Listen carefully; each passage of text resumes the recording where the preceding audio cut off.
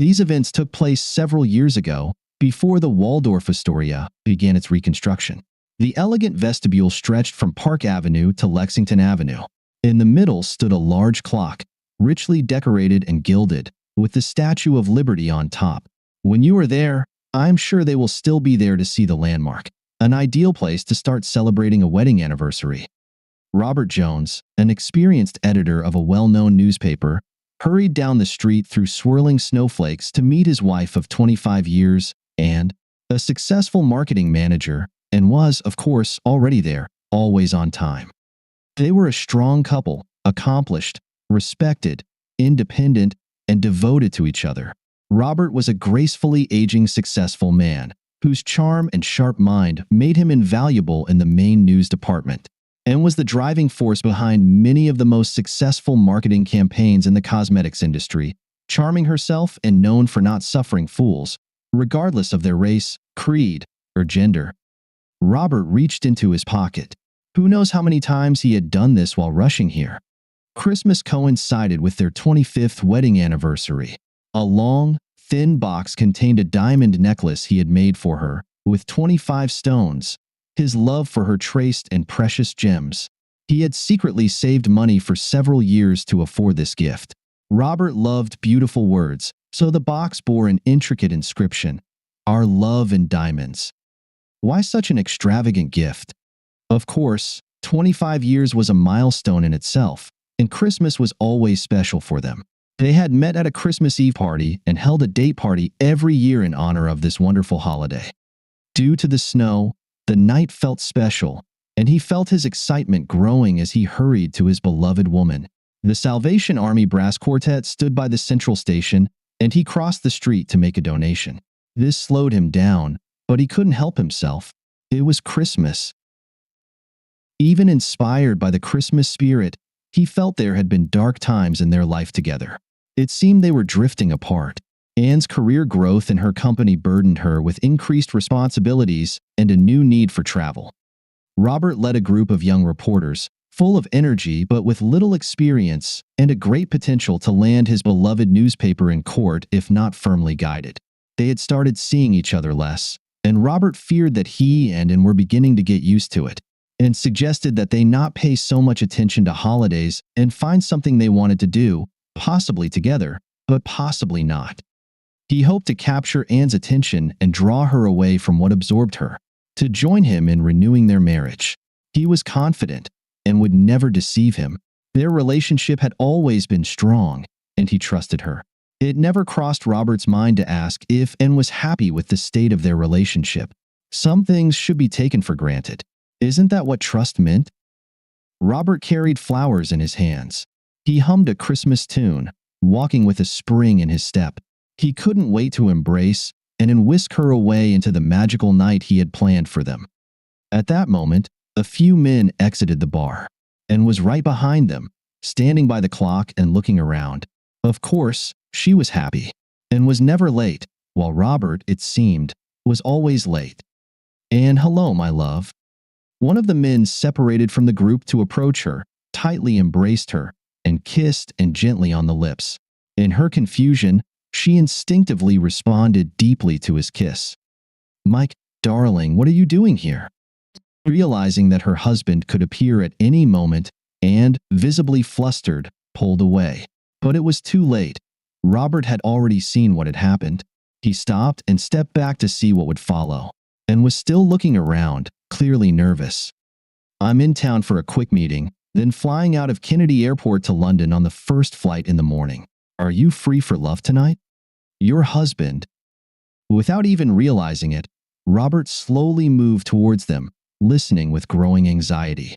Who was this man? What was he to Anne? He could see the wrapped gift in her hands. Was it for him? Or for this stranger? And their obvious love kiss in such a public place. "Robert Jones," he introduced himself. Anne's face froze, her gaze flicking between her lover and her husband. "I see you know my wife, and you are?" Bill Johnson," came the stammered reply. Bill looked helplessly at Anne. What was he supposed to say? "I see I've caught you both at an inconvenient time. You two should catch up. There are plenty of free rooms in the hotel if you haven't booked one yet. I must go. And perhaps we'll meet later. I'll call a taxi." Robert fumbled in his pocket, trying to get his phone. Instead, he found himself pulling out the gift box and nervously twisted her own gift in her hands, not knowing what to do. "And don't worry, I'll find my way." Robert looked down at the shiny long flat box with the sparkling black ribbon. Tears stood in his eyes. "And no matter what, this is for you." He turned away as he thrust the necklace into her hands. Behind him, he could hear cursing. They were exchanging angry words. He stopped paying attention to it. Robert needed to leave, to get away. How did it come to this? What had he missed, being so caught up in work? How could his and betray him like this? The wretched woman. Robert, and was calling him, but he was already on the top step of the staircase. Her voice grew closer, but he was already at the exit. A taxi was standing there, and he quickly got into it. Robert gave the address and disappeared, and watched as the taxi merged into the stream of cars. One taxi in a sea of vehicles, hopeless to find. What had she done? Robert was never supposed to know. She had been so careful. How could she? Who knew she would run into Bill? How could he be so stupid and reckless, approaching her so openly? Did Bill ruin everything? How couldn't fix this, if at all? Bill separated from his companions and finally caught up to her. "And, are you okay? Do you think he suspected anything?" And you saw that he understood everything. Of course, he suspected. "And, I'm so sorry." And nodded and told Bill it wasn't his fault, but her entire demeanor blamed him. What gave him the right to treat her like that, in public, where anyone could see? Couldn't he have just greeted her and moved on? This was a disaster. Robert was devastated. She would have to change her schedule to find time for her husband. She would talk to Robert and explain why they had to overcome this unpleasant situation. Soon, and thought of what she would say to bring Robert back to his senses. It was a good plan, and saw no reason why it wouldn't work. Robert looked out of the taxi window at the passing lights. What had he missed? When had she managed to drift so far away? Was he angry? He felt that way, but if so, why didn't he scream and punch that bastard? Instead, he was alone, running away from his beloved wife, lost in mutual accusations, silent, trying not to cry. Whatever he felt, it was much more than anger. For the first time in his memory, Robert Jones didn't know what to do. He felt blinded, abandoned, and betrayed.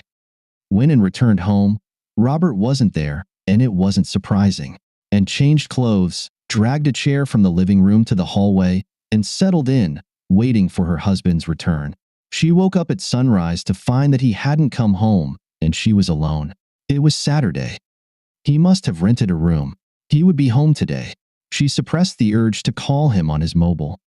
He needs time to think, she told herself.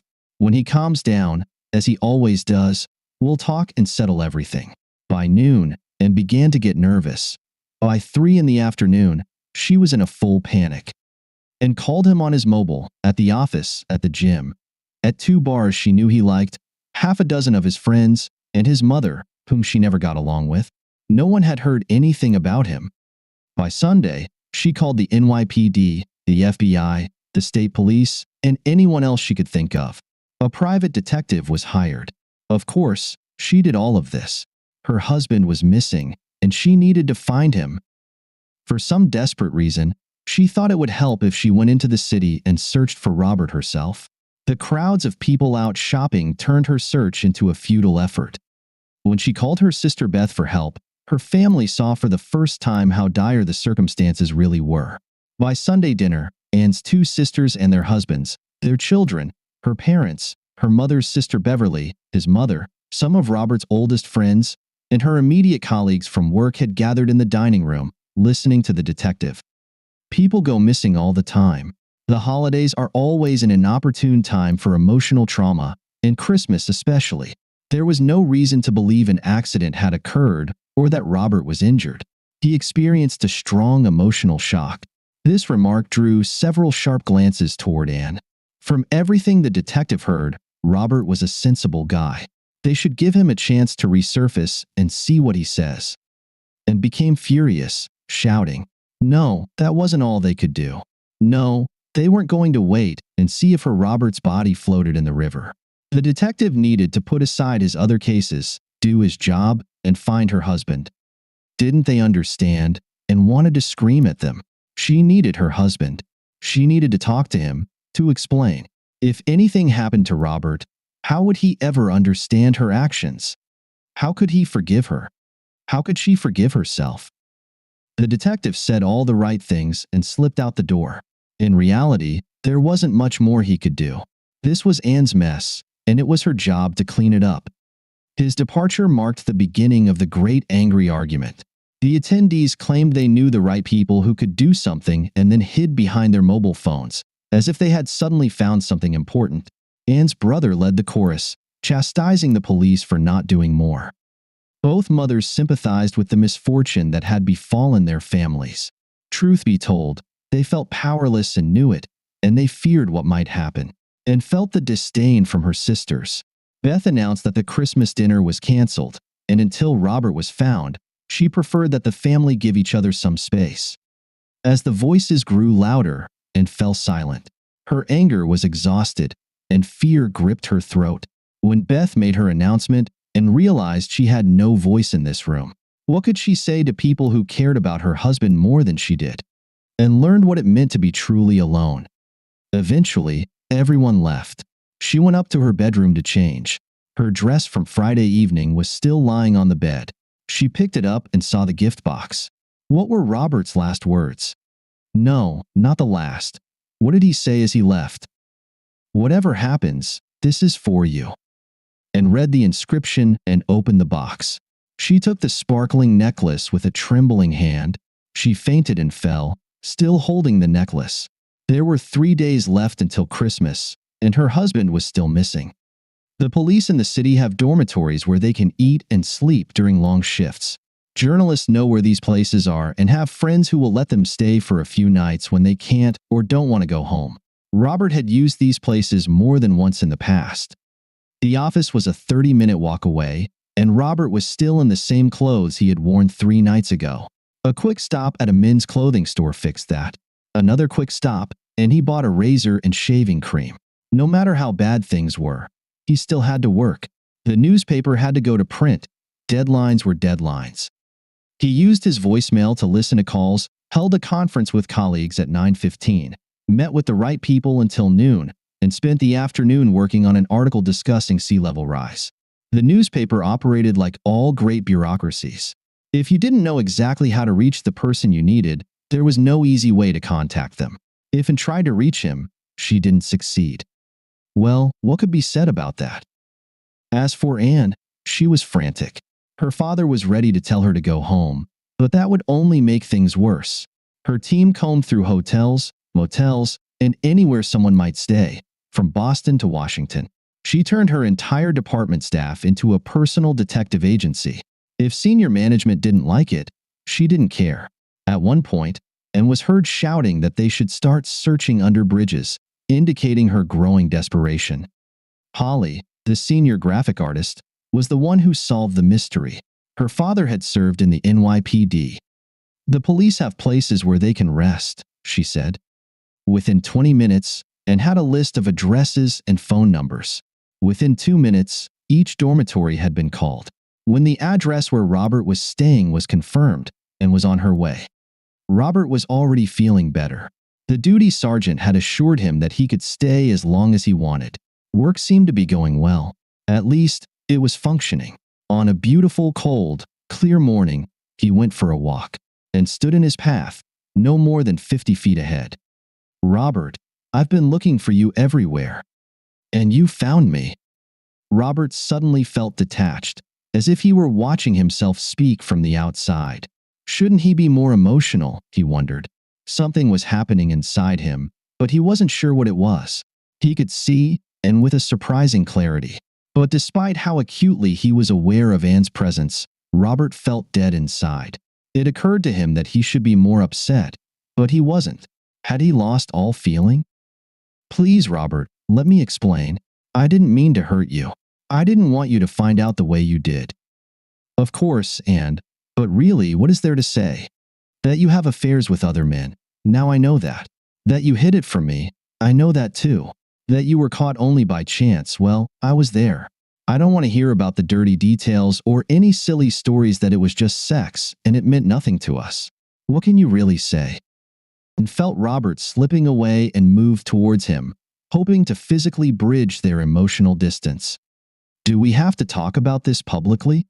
Can't we go somewhere and just discuss everything? And I found out about this in a hotel lobby. What could be more public than that? If you have something to say, I suggest you say it now. This stopped her halfway and realized she wouldn't be able to lull Robert into a false sense of normalcy and then wear him down. Okay, Robert, let's talk. I love you so much. I've always loved you, but I started feeling restless. I didn't know what was wrong, and I didn't know how to tell you because I didn't understand it myself. When I got the promotion and spent so much time traveling, I was around many different men who paid attention to me. Sometimes they flirted with me, and I realized I liked it. The fact that they were new made their attention different. I wasn't restless anymore. I was excited to be appreciated as a woman. I needed that, and I couldn't ask you to give it to me. Would you have given me that permission? We've been together for so long. It wouldn't have been fair. And you could have told me all this at any time. That my beautiful wife gets compliments? You think I'm such a fool to be surprised or jealous? There was something else, wasn't there? You had sex with someone else? No details needed, just yes or no? And looked down and hesitated. To her credit, she looked her husband in the eyes and said, yes. And here we are. I don't know why or how we got here. I can't say where I failed you so badly that I lost you, but obviously, I did. Robert heard himself saying goodbye. Was he doing this because and had confirmed his worst fears? Or was it an unconscious decision he made when he left and with her lover at the hotel? He couldn't say. All he knew was that the words came out of his mouth. It felt as if someone had taken control of his mind and body, and he was just an observer. Robert realized he was walking past his wife and going his own way, and stood there in shock, trying to process what her husband had just said and done. It was just sex, a bit of excitement. It didn't mean anything. She loved only him. She had explained everything. Why couldn't he see that? Why didn't he believe her? The city blocks in downtown Manhattan are short on the north-south streets, but long on the east-west streets. A native New Yorker, and found herself lost on her way back to her office. She kept looking for landmarks, something to orient herself, but she was too distracted. She kept replaying Robert's words. He didn't mean all that, did he? Her feet hurt, she was cold, and her phone kept ringing, so she turned it off. There was a coffee shop, and she found a free seat. Why was Robert so angry, so sad? He hadn't really said anything. He didn't want details. How many men? Were they better lovers? Were they rich? Were they bigger than him? Better in bed? Isn't that what men want to know? Words they could throw in her face. All the possible reasons. Robert just didn't want to know. The mere fact that and had hidden what she was doing was enough to break him. Had she underestimated him? Was Robert really that weak? Why didn't he fight back? He should have claimed her and fought for her. That's what men do. It struck her later, like a sharp pain. No, fool. You broke your husband's heart because you didn't believe he would listen to you. You never gave him the chance to talk to you about what you wanted. You never told him you were changing. You didn't give him a chance to find ways that both of you could use to make it work. Why should Robert believe you now when you didn't trust him before? No, and the truth is that you were afraid Robert would say no, and even if he did, you would still cheat on him. You didn't love him enough to tell him and live with the consequences. You made him second to your lover and yourself. You lied about it. You betrayed him for sex, and now you can't live with what you've done. The lies we tell ourselves are destructive. The truth, if told too late and for the wrong reasons, can be even worse. Her conversation with Robert was a mistake and another disaster, and picked up the phone but then slowly put it down. Robert was right. She had nothing to say to him or anyone else. She had destroyed everything. Christmas came and went. Beth softened, and the family gathered on Christmas Eve to feast and exchange gifts, and was invited but knew it was better not to attend. No one wanted her there. A few weeks later, and was on a long conference call when her father called and told her she needed to take an emergency call. Robert was in a psychiatric ward for observation. He had attempted suicide. He hadn't shown up at work for 2 days. The police were called because Robert was found sitting with a loaded gun and a suicide note. Would she come? She was listed as the emergency contact in his office and was already on her way when her colleagues provided Robert's room number and the doctor's name. By the time she arrived and had composed herself and demanded to see her husband and his doctors immediately. At the meeting, there were 2 doctors, both certified in psychiatry, one of whom was the author of a respected textbook. The other was the principal investigator leading a national study on depression and suicide in middle-aged men. One of them said, "Your husband is very ill. He is in a state of clinical depression, has developed a suicide plan, and has taken steps to obtain a weapon. He poses a clear danger to himself, if not to others. We are taking him off heavy medication in hopes of giving him a chance to regain his strength. Whatever brought him to this state was a shock, but he isn't telling us what it was. We were hoping you could help us with that," and concocted a story that perhaps didn't make sense. The doctors made their careful notes and talked among themselves, as if it meant something. It didn't help Robert. She needed to talk to him. "I want to see my husband."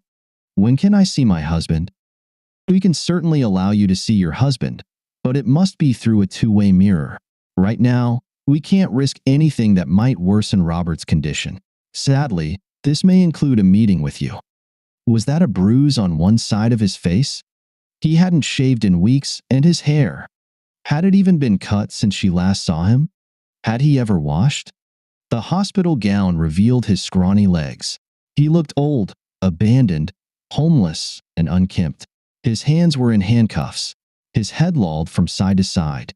He was muttering something under his breath, a word she couldn't make out. What was he doing with his fingers? She moved closer to the glass. The attending doctor didn't stop her. His fingers, was he pointing at something? The ceiling? The walls? Did Robert see her? It seemed like he sensed her presence and started yelling louder. Was he shouting her name? It seemed to, and that he was. Was Robert mimicking shooting himself with his hand and fingers? Was he aiming at his head? Was he still trying to end his life? And left without saying a word. For the first time, she realized what she had done and understood what she needed to do. Visiting hours ended at 8 p.m. At 7:30, a family van pulled up with what looked like a mother and daughter coming to visit their husband and father. The security check was superficial. While the guard was distracted, the mother handed her purse to the daughter through the metal detector. No one noticed. Just before closing, the daughter left, and the mother went upstairs. Psychiatric wards are primarily designed to keep patients in, not to keep people out, and hung her coat on a hook and donned a starched white lab coat, carrying a clipboard and a sample tray, and slipped onto the floor, and surprisingly, she had no trouble finding the key at the sleeping nurse's station to enter Robert's room. How long she sat there before him and didn't know. It seemed like hours. Gradually, as the effects of the medication wore off, Robert came to. She must have dozed off, and when she looked again, Robert was conscious and staring intently at her. "Why are you here?" "You asked me to come, and I am your wife." Robert looked away. "Robert, you told me what you wanted. You told me what to do." Out of the corner of his eye, he watched as she pulled a small gun from her pocket. "I know you want to die. Because of what I did, you want to die. And so do I. We once had a good life together. Let's end it the same way. I'll go first, then you. And maybe we'll see each other on the other side." Robert looked at his wife. He saw in her the girl he married and all the good times they ever had. She had her plan, but he had his own. To Anne, it felt like Robert was looking at her for the first time, and she had never felt more uncertain. "Give me the gun. Check the hallway." And handed him the gun. The hallway was empty. She thought her mind would be racing, but it wasn't. What would it be like to end her life? Could she do it? Could she put the gun to her head and pull the trigger? It sounded like a plan, but it really wasn't. She was running away from her own life, part of and hoped that after death, they would truly be together. If not, at least she would share her husband's fate. In their shared decision to end it all, there was a dignity that and could accept. They come by every half hour. Keep an ear out. After the next round, we'll do it. And watched. It was her duty. She owed it to her husband to join him. Her throat tightened, but she could do it, and had to see it through. It was the only way to fix all the pain and suffering she had caused. She closed her eyes and whispered a small prayer to whoever might hear, hoping that she and Robert would be together forever. And it's time. Let's do this. Sit on the bed. You first. She hadn't been this close to Robert since that night, and it made her nervous. But it made sense. The gun would fall where Robert could reach it. She took the gun and thought it would be colder. She shouldn't hesitate, she thought. Placing the barrel to her temple, she mouthed, "I'm sorry," to her husband and pulled the trigger. Nothing happened. She pulled the trigger again, and again nothing, and again. What was wrong? Everything was going awry. She intended to free Robert and be with him, but the gun didn't work. She looked up, her hands occupied with her final failure as a wife, her eyes filled with tears. What a terrible risk. So many ways it could have gone wrong, Robert shuddered. Even as he left that night, Robert knew and would muster all her strength to find him. She would have put her entire staff on it, called everyone, hired professionals, and bribed newspaper employees to report on him. She told herself she was just trying to find her husband when, in reality, she was trying to control him. First, find him, then soothe him with love and guilt. Gently, she would coax him back from the brink and allow things to return to where they had been. Maybe Robert could reconcile with his wife, but he would never tolerate Anne's parade of new lovers. Life or death, that's what it all came down to. Would his marriage to and live on or die? Robert couldn't say. Robert realized and was ready when she showed him the gun. It was easy enough to take it from her and unload it. But none of this drama mattered if it didn't play out the scene to the end. Robert didn't think she would do it. She might put the gun to her head, but she would never pull the trigger. To his amazement, and squeezed the trigger. How could she do it? With reverence, Robert looked at his wife and saw her in a completely new light. He smiled, and then looked at him in confusion. Robert opened his left hand to reveal the bullets. His right hand reached out to her, and then took his hand and pulled him close. She held on to him for a long time. "It's time to go home, wife." And they lived happily ever after. Yes, it took some time, very good lawyers, and a lot of effort to convince the medical staff before they were allowed to leave. Who was at fault? Does it matter? Who deserved more to be blamed? Who cares? Life is short. Love is scarce. When you find true love, dig in and hold on. Never give up. Pray for reinforcements and fight to the end.